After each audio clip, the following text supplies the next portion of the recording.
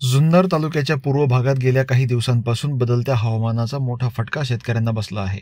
वातावरणातील सततचे तापमान बदल, अवकाळी पाऊस आणि धुक्यांमुळे कांदा पिकाची गंभीर हानी झाली आहे। शेतकऱ्यांच्या माहितीप्रमाणे 70 ते 75% कांदा पीक पीळ पडून करपले असून काही पिवळे पडून रोगट झाले आहे।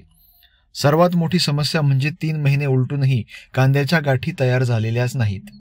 या प्रतिकूल परिस्थितीत बांगरवाडीतील शिवाजी बांगर, कैलास बांगर, पंढरीनाथ बांगर आणि परिसरातील इतर अनेक शेतकऱ्यांनी मोठ्या आशेने नाशिक कांद्याची लागवड केली होती।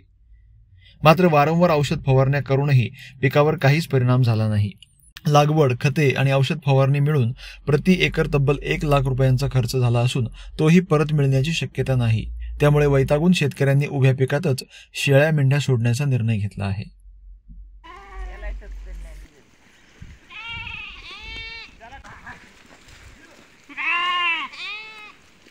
कांदा उत्पादक शिवाजी बांगर सांगतात, बांगरवाडी परिसरात जवळपास 150 ते 200 एकरवर नाशिक कांद्याची लागवड झाली, पण आज 3 महिने झाले तरी गाठी तयार झाल्याच नाहीत।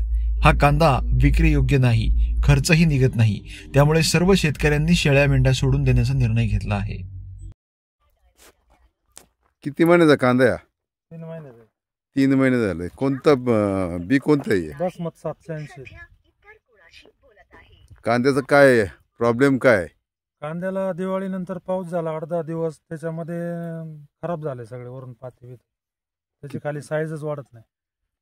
आतापर्यंत किती क्षेत्र लागवड आहे तुमची? ही माझी 4 एकर क्षेत्रावर लागवड आहे। गावामध्ये कमीत कमी माझ्यामध्ये 100-150 एकर असेल टोटल।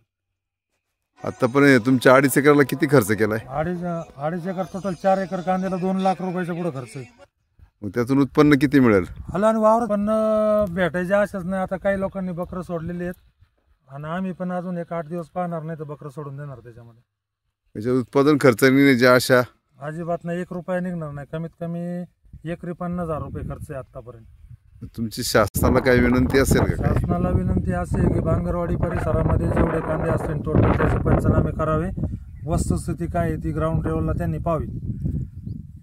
कारण 3 महिन्याचा कांदा एकही वरून अर्ध्या पाती जळालेला असून खाली त्याच्यामध्ये काही बदल होत नाही।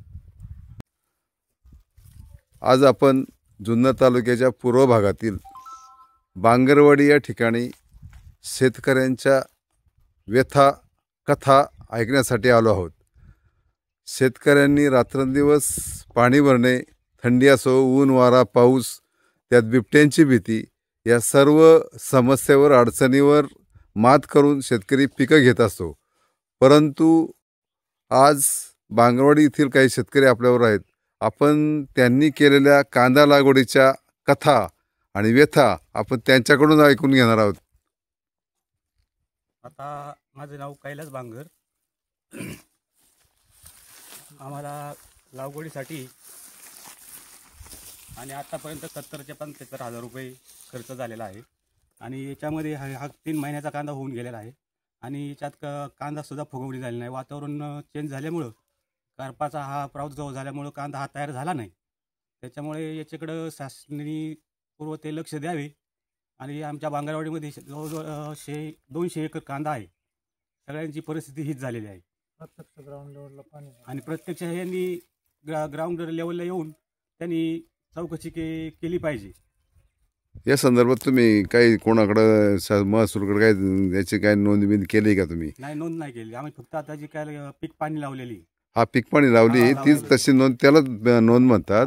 परंतु तुम्ही सदर तलाट्याकडे जाऊन तुम्ही सांगितलं का असं असं झालं, याच्यावर आम्हाला काय मिळेल का, अशी काही मागणी केली का तुम्ही? मागणी अजून काय आम्ही केलेली नाही।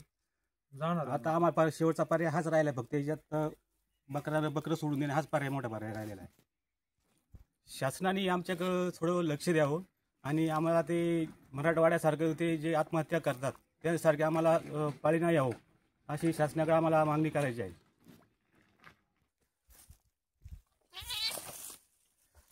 मी पंढरीनाथ सखाराम बांगर बोलतो। आमच्या इथं हा माझा 5 एकर कांदा आहे। 5 एकर कांदा हा 3 महिन्याचा झाला आहे। हा असा कांदा 3 महिन्याचा झाला, हा काढायला लायकीचा सुद्धा नाही।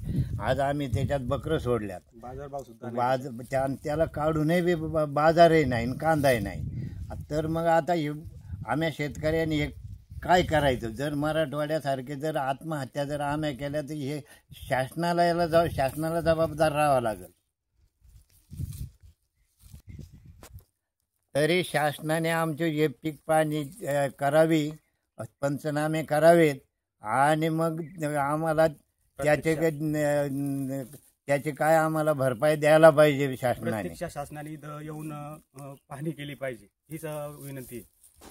मागील 2 वर्षांपासून सततच्या नैसर्गिक संकटांमुळे शेतकरी अडचणीत सापडला आहे. त्यामुळे सरकारकडून तातडीने मदतीची मागणी होत आहे. जुन्नर तालुक्यातील शेतकऱ्यांच्या या संकटाकडे प्रशासन लक्ष देणार का, हे पाहणे आता महत्त्वाचे ठरणार आहे.